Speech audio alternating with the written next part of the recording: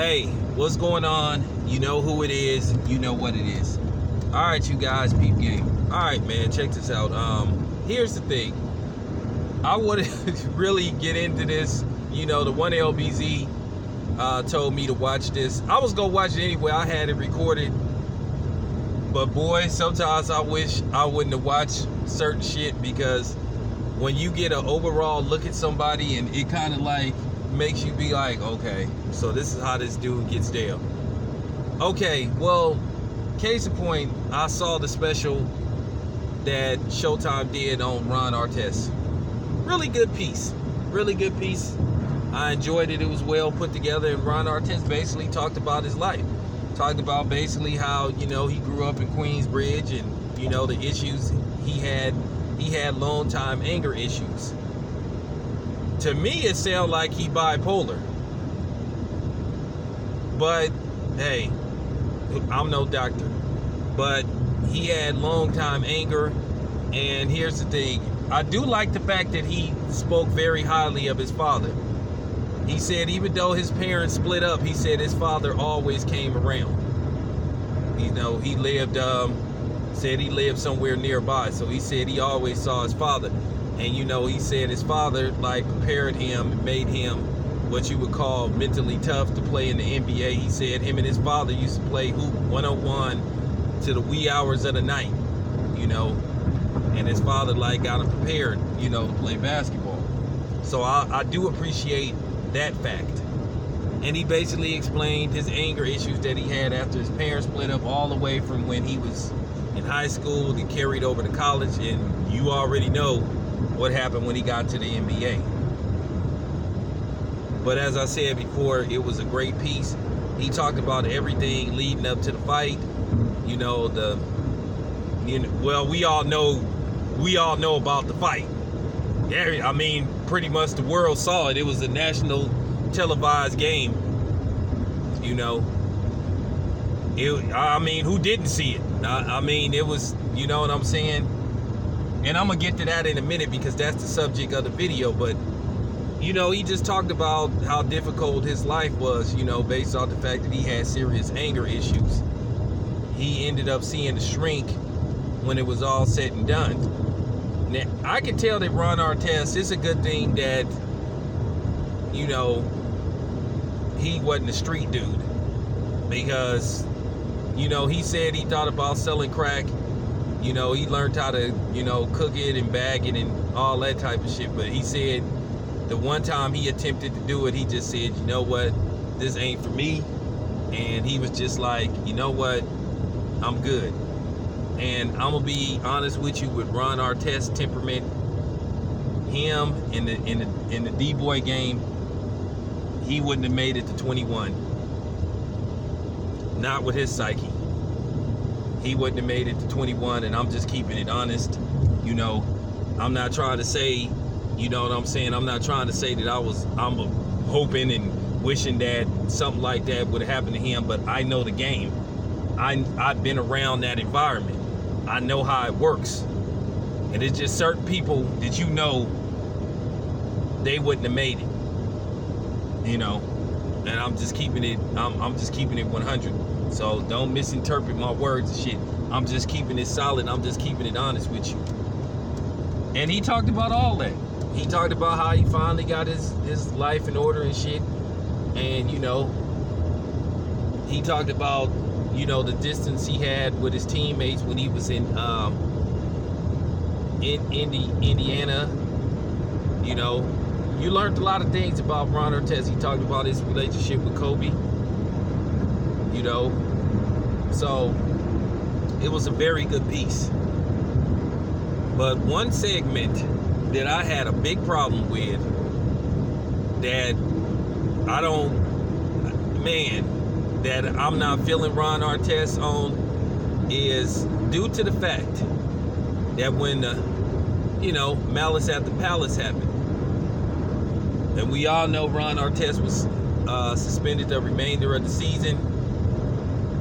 You know, his teammates were suspended alongside him. Steven Jackson was suspended for, 30 games. Jermaine O'Neal was suspended for like 25, but Jermaine O'Neal got his suspension reduced to like, I think, 18 games because he never entered the stands. Which, me, myself, I don't think Jermaine O'Neal should have been suspended, period, when you think about it. But once again, it was, David the dictator, being himself, being the undercover white supremacist that he, truly is. But let me just get to the brawl. Now, we all know who threw whatever the beverage was, whether it was beer, whether it was soda, whatever the case may be. It was a white dude. And yes, I'm putting emphasis on a white dude because this seems to be an ongoing thing with the NBA, with white people thinking they can talk to black players any way they want to, put their hands on them and all that type of shit. And I know some clown gonna come on here and say, man, well, you gotta make this about because I want to, because this my shit. You don't like it, get your ass up out of here. But yeah, the dude threw that beverage on him. Unfortunately, Ron Artest grabbed the wrong guy. And the dude tried to hit Ron Artest from the back, and he ended up getting pulled away and getting socked on a couple of times. And I mean, that shit was crazy. I gotta be completely honest. I done said this a couple of times. When you see that shit, like when it first happened, it's just surreal, because you couldn't believe it happened. Now, don't get me wrong.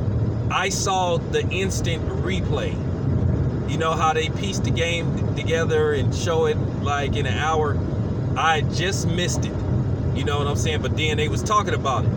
I was getting off of work. So, like I said, I speeded home.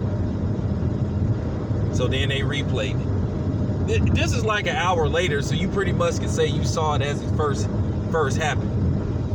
Because it happened like an hour prior to the replay. I mean, they played the motherfucking game all fucking night. So you seeing this shit, right? You seeing Ron Artest, Steven Jackson, Jermaine O'Neal. Jermaine O'Neal knocks a dude out. Steven Jackson go in the stand, start whooping people's asses. And it was kind of funny. They talked about the shit that happened after they got the players in the locker room. They were damn near a fight between Ron Artest and Jermaine O'Neal. Jermaine O'Neal wanted to jump on Ron Artest. They had to separate the players, the coaches. They said everybody was ready to fucking fight. And Ron Artest asked Jermaine O'Neal, and he asked Steven Jackson and said, do you think we gonna get in trouble for this? And Steven Jackson was like, dude, you gonna be lucky if we get to play. He said, look like we gonna be playing overseas. But, Steven Jackson went on to have a long career. Pretty much everybody. Jermaine O'Neal played an X amount of years. Ron Artest went on with his career. But the thing that bothered me about Ron Artest, that pissed me the fuck off, the white dude that started the whole melee, Ron Artest reached out to him. And then he sits up and gives us this sob story about he was going through some things. He was an alcoholic and we supposed to feel sorry for him. And no, I don't give a fuck about that dude. Because that dude started a melee that could have caused people to get killed. He could have caused NBA players. Them people was throwing chairs at them dudes. They was throwing chairs. They was throwing, and the funny thing was, they had the audacity to, some people in the media, to call the NBA players, the black NBA players, thugs. So the people at the Palace wasn't thugs, because I seen them throwing chairs. I seen them coming on the court trying to fight the players, and they got what was coming to them. I saw that shit. But like I said, Ron Artest, let me get this straight, man. Jermaine O'Neal risked his career, put his career at risk lost money because he was fined. Put his career in jeopardy to defend you. But you never speak to him for years, but you go find the white dude that started all the shit, and you want to develop a friendship with him, but you don't reach out to, man, what type of shit is that? And the funny part about it is, when they was talking to Jermaine O'Neal, I could tell that that's what he wanted to say in the interview, but he was trying to be careful with his words, because I guess he felt that would have just opened up a whole nother, can. I would have said it. Y'all know me. I would have said the shit. That was some bullshit that Ron Artest did.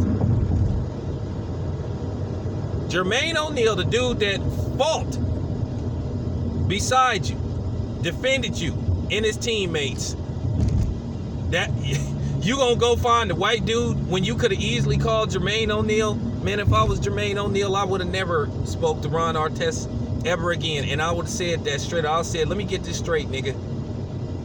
I lost money. Could have lost my job. You know what I'm saying? Put my family well-being at risk for your sorry black ass. But instead of you reaching out to me first, you gonna go find the dude that started everything. But this is how ass backwards a lot of black people think. Why do you feel you needed to reach out to him? You sitting up talking about what he went through. What about what Jermaine O'Neal was going through? What about his wife? What about his kids? Real talk. Niggas, like, for real, niggas make me scratch my head the way they think. I mean, for real. I wouldn't have had nothing to say to that dude. That dude is lucky I didn't pay somebody to do something to him. Real talk. But this is our people. This is how mentally weak our people is. And it gotta be said. Am I calling Ron Artest a coon? Not really, but that was kind of, that was in the coon neighborhood. At the very least, that was some punk shit he did. But anyway, man, this your boy Town Biz, man. I'm fucking out.